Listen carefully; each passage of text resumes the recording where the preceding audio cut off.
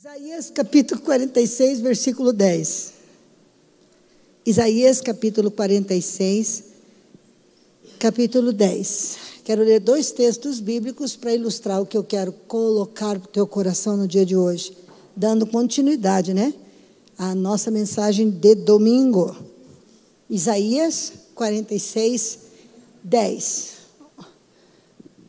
Desde o princípio anunciei as coisas do futuro, há muito tempo eu disse que ia acontecer.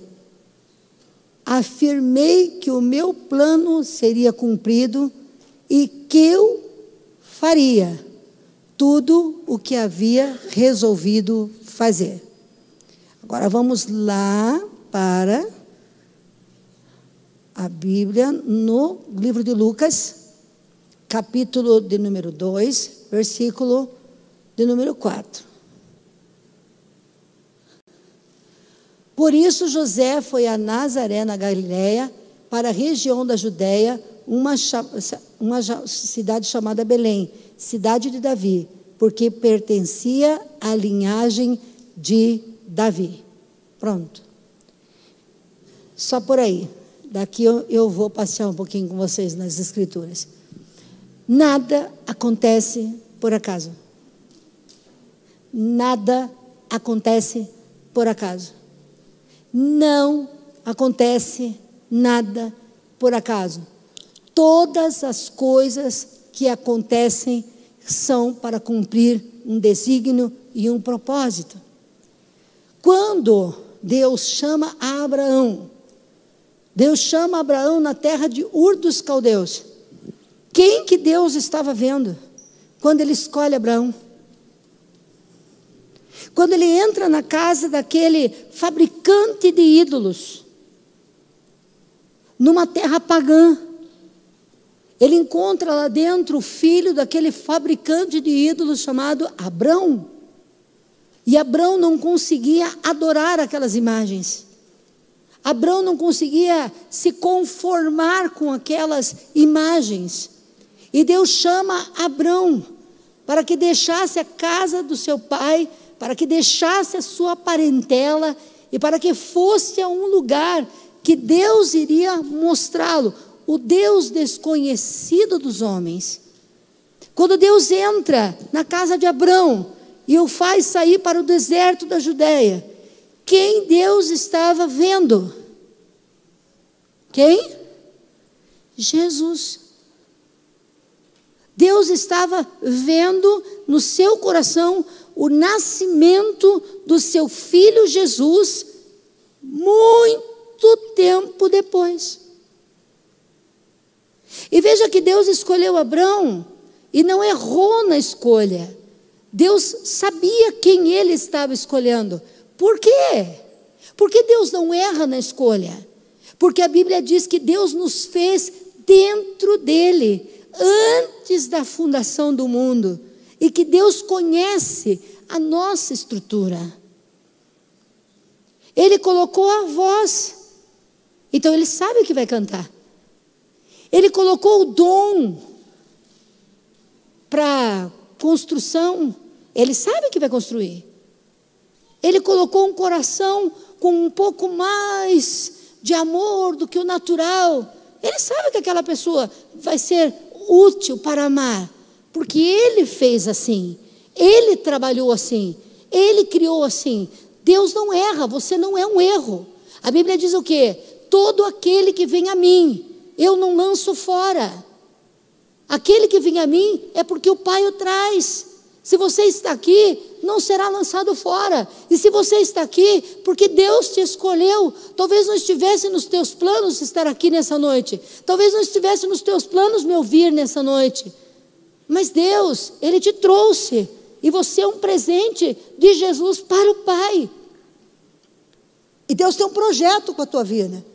Deus tem um plano na tua vida. E todo o processo que você está vivendo, todo o processo de amadurecimento, de crescimento que você está vivendo, não está fora daquilo que Deus planejou.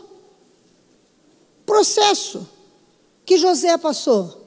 Já falamos do processo de José. Foi vendido, virou escravo, foi para a prisão, conectou-se com o reino e salvou toda a sua terra. Processo, amadurecimento, mudança. Nós precisamos descobrir quem nós somos. Então nós vemos aí Deus escolhendo uma nação, escrevendo a história de Jesus nos eventos de uma nação. Através dos eventos que aconteceram, para que fique incontestável essa história. Às vezes eu fico impressionado com Deus. Por quê? Ele poderia ter levantado uma pessoa, ele levantou uma nação. Essa nação existe, essa nação está lá, na Judéia. Em março eu vou estar lá pela 3ª vez, levando mais uma caravana. Então quando você caminha por aquela terra, você se arrepia, porque o que está escrito na história, aquilo que nós lemos na Bíblia, nós andamos no Monte das Oliveiras, nós descemos pelo lateral do Monte das Oliveiras, nós vemos as oliveiras da época de Jesus, na grossura de 10 homens se abraçando, uma oliveira com mais de 2000 anos, elas estão lá. Elas estão lá. Quando Deus fala que abriu o Mar Vermelho está lá. Que construíram o canal de Suez, que você passa por baixo do Mar Vermelho, e na construção desse canal encontraram restos de carruagens. Porque existe uma história. O Monte Caveira está lá.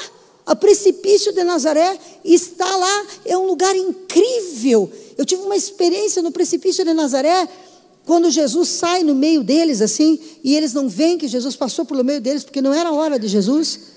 Quando não é a nossa hora, a gente sai ileso no meio das pessoas, ninguém nem vê, ninguém nem entende como que escapou desse acidente, como é que escapou de ser linchado, como é que escapou da morte com essa enfermidade, porque quando não chegou a tua hora, você não cumpriu o teu propósito, você sai pelo meio, ninguém nem vê por onde você saiu. Você vai cumprir o teu propósito, em nome de Jesus, eu declaro. Quando eu cheguei naquele lugar, na montanha do precipício, onde Jesus saiu no meio do povo, nós tivemos uma experiência, porque eu e o Gilberto saímos, nos distanciamos um pouco do povo, e viemos conversando, e de repente a gente olhou, gente, foi top aquilo, né, amor? A gente olhou e se mexeu, e a gente olhou e se mexeu de novo, mas parecia que era aquela pedra, parecia que ele refletia, porque era um camaleão. Nós começamos a olhar um camaleão, Jesus saiu no meio do povo como um camaleão, e aquilo me arrepiou, mas olha, subiu um arrepio no corpo inteiro. Eu pude entender o que Jesus fez. Ele passou no meio da multidão como um camaleão. Ele se misturou no meio da multidão e ninguém o viu. É história. Moisés, o libertador da nação de Israel, porque ele nasceu para tipificar Jesus, o libertador da nação de Israel. Moisés libertou da escravidão, Jesus do pecado. Jonas, o que parou 3 dias no ventre do peixe. Jesus, aquele que ficaria 3 dias no inferno. E Jonas diz: do inferno eu clamei ao Senhor. Do inferno eu clamei ao Senhor. Tipo de Cristo. Isaac, por que Isaac foi crucificado? Veja, Deus não se revelou por uma pessoa, pelo noticiário da Rede Globo. Ele se revela numa nação que ele estabelece. Numa nação que ele estabelece. Aleluia, isso é fantástico. É história, a nossa Bíblia sagrada, que nós chamamos de Bíblia sagrada, que nós carregamos debaixo do braço, que está no nosso travesseiro, não é só um livro religioso, é a história de uma nação. Já parou para pensar? É a história de uma nação. Deus se revelou na história de uma nação, para que fosse incontestável. Jesus nasceu. Todo mundo sabe que Jesus nasceu. Eu fui no Egito em 2019. Eu conversei com Mohamed no Egito, e ele me disse: o maior administrador do Egito de todos os tempos foi o judeu José. Eu estou falando na história, eu estou falando de história, eu estou falando de arqueologia. Nós chegamos em Cesareia Marítima, e ali estava um achado arqueológico, comprovando que a casa de Caifás estava ali. Então esse personagem não é fictício, não é uma história. Tudo aconteceu, tudo se cumpriu, tudo que se passou. Jesus, você acha que ele não sabia o que ele ia passar? Jesus não sabia o que ele tinha que enfrentar? Ele sabia. Ele planejou todo o plano de resgate da raça humana. Ele planejou toda a história. E a vida de Jesus não foi só alegria. Jesus teve momentos difíceis. Jesus teve momentos insuportáveis que nenhum de nós, nem em sonho, teria capacidade de viver essa última noite, esse último dia e as 6 horas que ele passou naquela cruz. Se Jesus passou por alguns processos para se tornar e estar onde ele está, pode ter certeza que processos virão na sua vida. Mas creia, você tem um Deus histórico, aleluia. Você tem um Deus comprovado pela história. Quando Deus bateu na casa de Abraão, é porque algo se desenrolaria através da vida de Abraão. Quando Deus bateu na tua casa, quando Deus bateu no teu coração, quando Deus bateu na tua família, Deus sabe que algo vai vir para as gerações a partir de você. Não é coincidência, é projeto. Você já teve déjà vu? Quem já teve um déjà vu? De repente você viu, já vivi isso. Eu já estive aqui. Já? Porque quando Deus escreveu a tua história, você alguns momentos se recorda dela. É incrível. Eu estou onde Deus quer que eu esteja. Eu estou no lugar aonde Deus quer que eu esteja. Estou fazendo o que Ele quer que eu faça. E eu faço parte de coisa muito grande. De uma coisa muito grande. Quem é como o nosso Deus?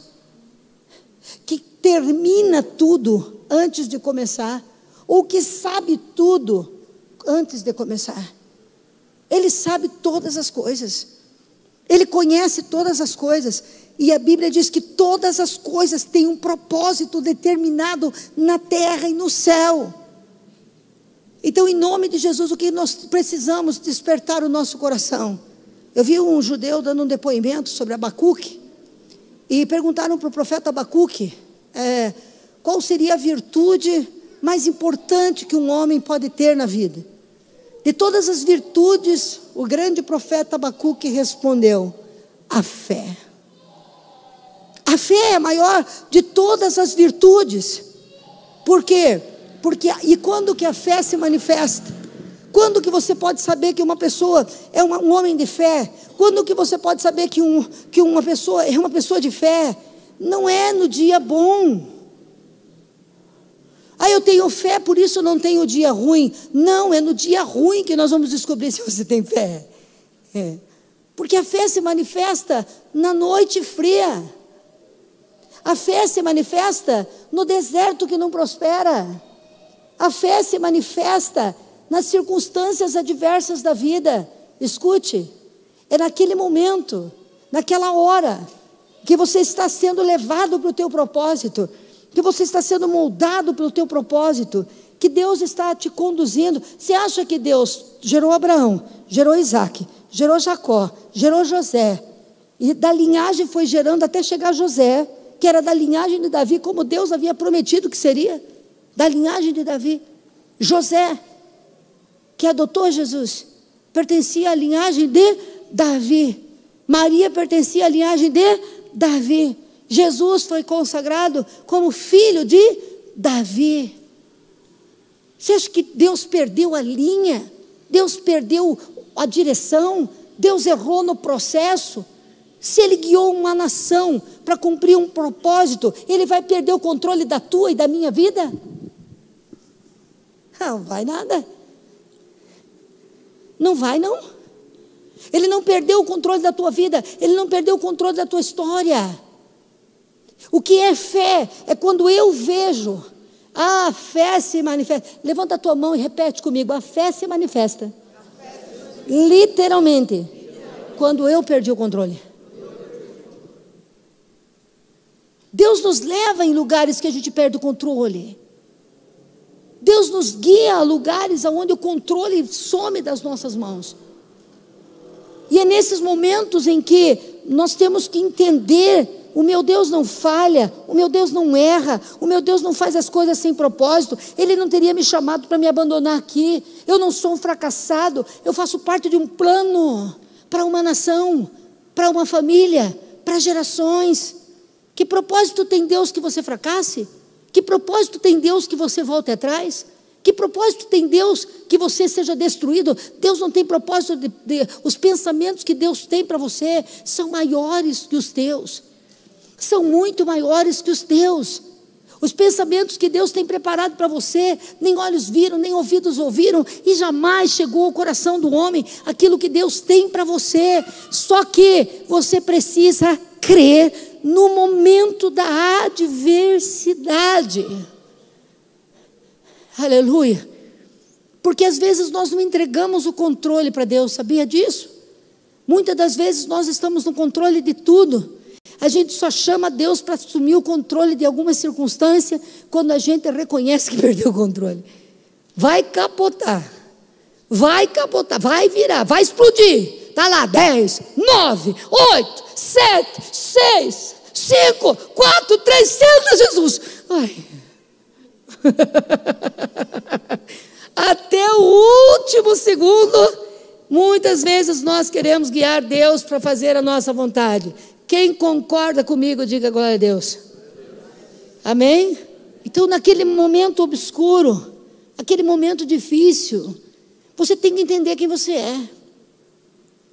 Você tem que entender quem é o Deus. Deus não joga coisa fora. Ele não dá cartada errada. O nosso Deus tudo planeja. Tudo é perfeito. Até esse momento ruim e difícil vai ser o momento mais feliz da tua vida, quando você subir os degraus desse altar, para subir aqui em cima e dizer: algo aconteceu, algo Deus fez, minha família foi transformada, o câncer desapareceu. É no momento da perda de controle que entra a fé. É no momento da perda de controle que nós estamos num túnel escuro, não enxergamos nada. Nós temos que acreditar que aquele que nos chamou, aquele que nos escolheu, é o Deus do propósito, e que o Deus do propósito nos guiará em nome de Jesus, sem que a gente entenda até o nosso destino. Deus vai te guiar. Não fica preocupada, Iris. É assim mesmo. Você tem que perder o controle para Deus entrar. É assim mesmo. Pastora, eu me converti. Pastora, eu aceitei Jesus. E nossas coisas parecem que pioraram em algum determinado momento, meus pensamentos, na minha casa. É verdade. Entrega. Que Ele vai colocar esse avião. Ele vai colocar esse avião nos altos ares. A impressão que a gente perde tudo, mas não é perde, como é que eu posso dizer? Como é que eu posso falar para vocês? É a troca de direção. A troca de direção. José teve que... O que José entendia? José teve um sonho. No sonho ele via a lua e as estrelas se curvando para ele, e via os 12 feixes, né, de trigo se dobrando ao feixe dele. O que ele entendia? Ele sonhou com tanta grandeza, ele se sentiu tão honrado, e o sonho dele foi, de repente, desandou para um calabouço, para uma cova, para uma prisão. Ai, não foi isso que Deus me prometeu. Mas o caminho do trono, para o nome acima de todos os nomes, passou pela cruz. Deus lhe deu um nome acima de todo nome, nos céus e na terra, aleluia, e nunca houve e nunca haverá ninguém como Ele. Ele é o homem Deus e Ele é o Deus homem. Mas para que Ele fosse o homem Deus e o Deus homem, Ele teve que enfrentar o caminho da cruz.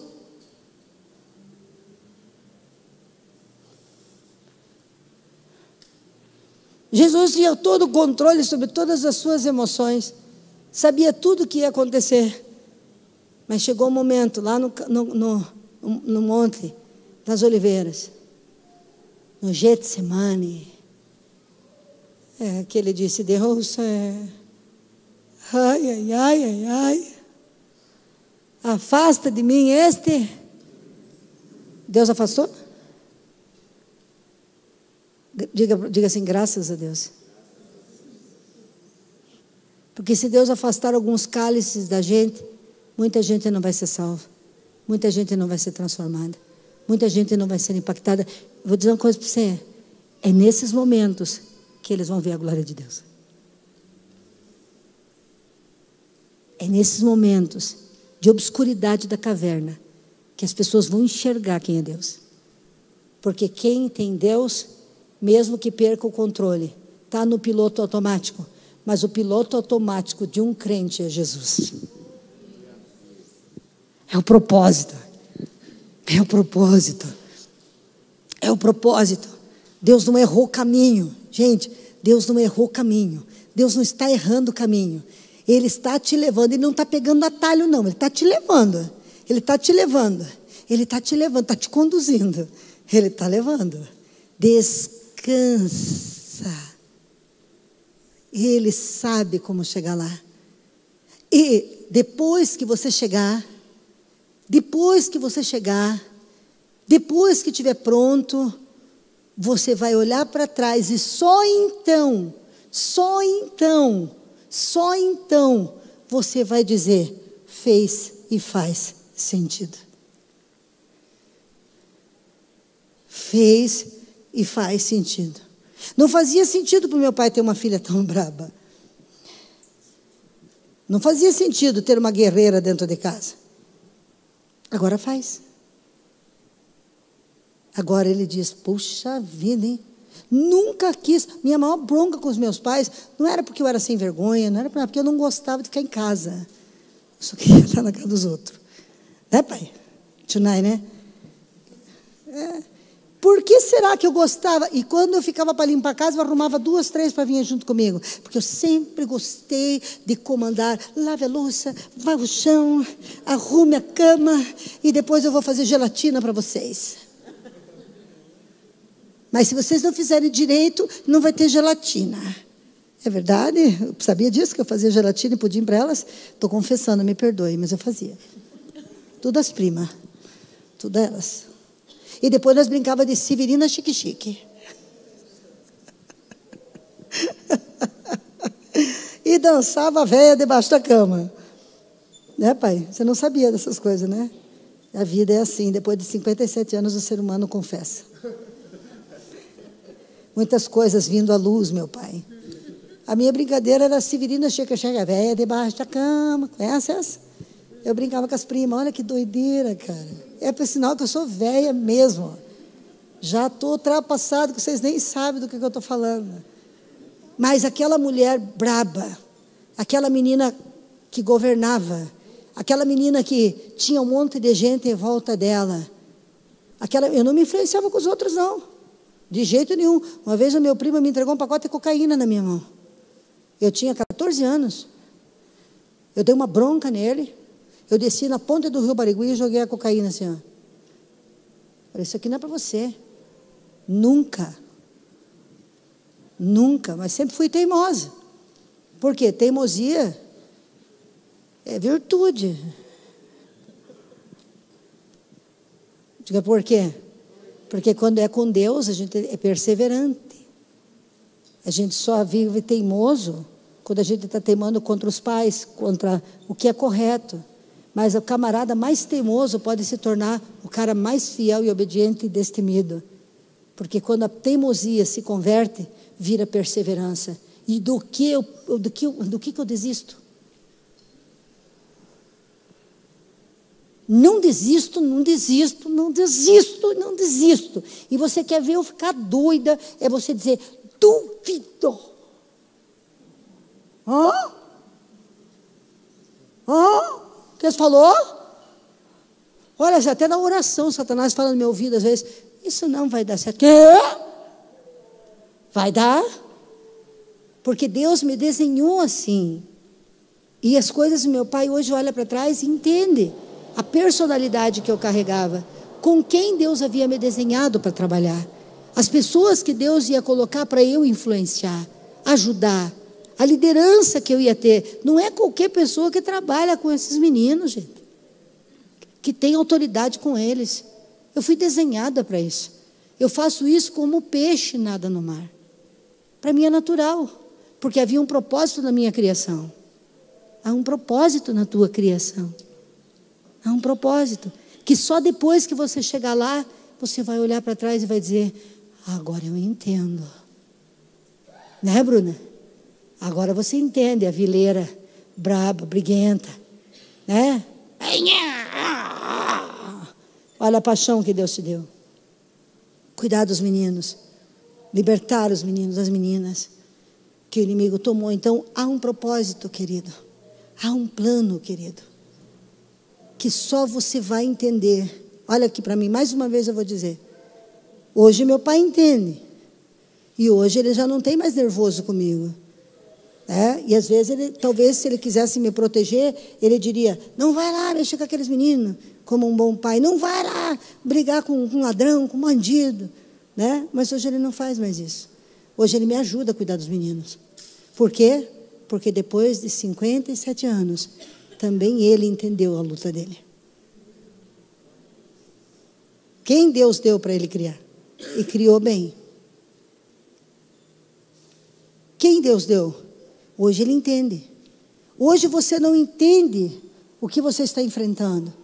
Mas quando você chegar no teu propósito, na realização do teu sonho, você vai olhar para trás. José, quando chegou lá no dia do seu propósito, que os seus irmãos entraram dentro da sala para pegar comida. Quem lembra da história? Ele: agora eu entendi. Foi um plano de Deus. Fui enviado na frente de vocês para gerar alimento. Deus sabia que Jesus vinha da linhagem de Davi, e é por isso que o propósito encontrou José. Se José fosse da tribo de Efraim e não da tribo de Judá, não seria o homem correto. Já estava no plano que tinha que ser da tribo de Judá, da linhagem de Davi. Já estava no plano que tinha que ser sangue e descendência de Abraão. Já estava no projeto o sacrifício de Isaac. Porque, você sabe por que Isaac foi para aquela montanha? Quem quer saber? Jesus nasceu de uma mulher, sim ou não? Sim. A semente era de Deus, porque Deus guardou a semente e colocou dentro de uma mulher, sim?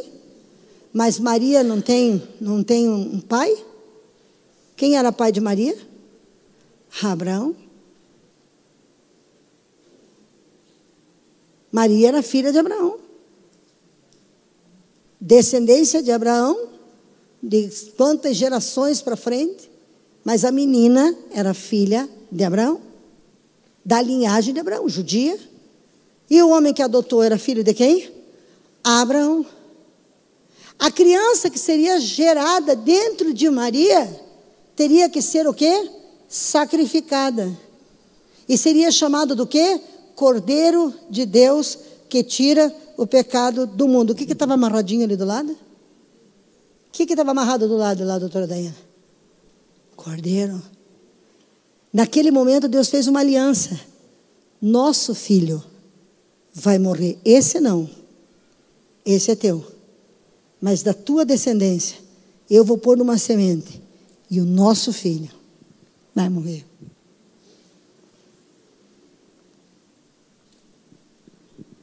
Pegou? Jesus é chamado filho de Deus, mas também é chamado filho de Abraão. Filho de Davi. Até nos dias de hoje se diz: pai Abraão tem muitos filhos. Abraão é meu avô materno. Deus paterno.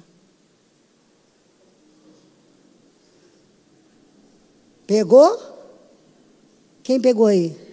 Então, aquele sacrifício que ninguém entendeu, a prova da fé,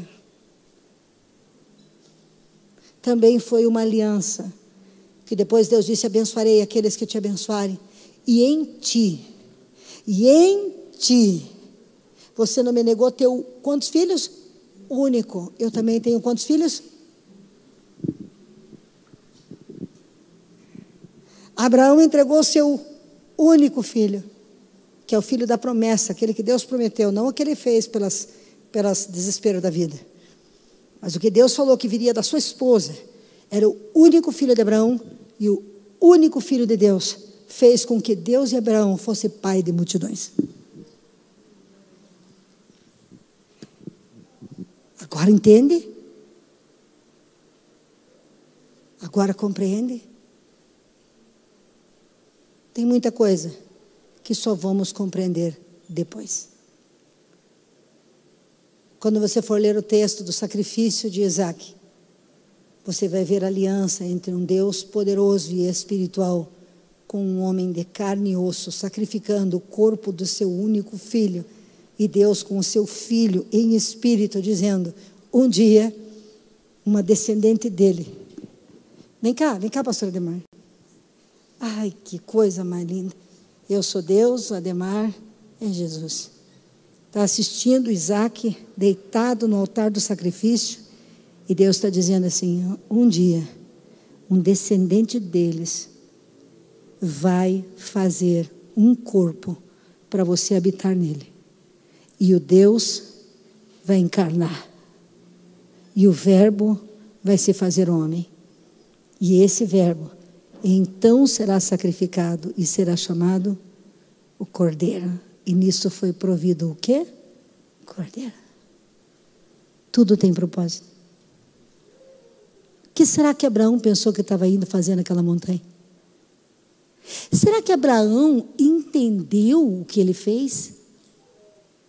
Será que Abraão em algum momento conseguiu dimensionar que gerações para frente a filha dele geraria um corpo para o Filho de Deus se materializar na terra e salvar a humanidade? Será que ele entendeu? Você que está lá no ponto, do outro lado lá, Júlio César, será que ele entendeu? Ele entendeu? Não. Ele nem imaginava, obrigado. Ele nem imaginava, não tinha como ele imaginar. Ele só pensou que a fé dele foi provada e que ele amou mais a Deus do que a seu próprio filho. Ele não sabia que ali era uma aliança eterna, de salvação que se abriria para todas as gerações, em todos os tempos da humanidade, que aquele filho que geraria de dentro de Maria, desceria a mansão dos mortos, e até os que morreram antes, foram levados, em 1 Pedro 3,15 diz, foram levados. Ele não sabia, talvez você não saiba, mas o momento mais terrível e obscuro da tua vida, meu Deus, eu estou falando que é Deus aqui, e talvez você morra sem saber, porque Abraão morreu e não viu. Sabe quando que Abraão vai ver? Quando a igreja for arrebatada. Aí ele vai entender. Nossa, Senhor meu Deus, eu não sabia. Fique firme. Seja forte. Seja corajosa. Seja corajoso. Deus não errou de como Ele te formou e você não está na curva errada da vida. Se você está passando por isso, precisa. Se você está vivendo esse momento, precisa. Precisa. Precisa. Porque se não precisasse, não viveria.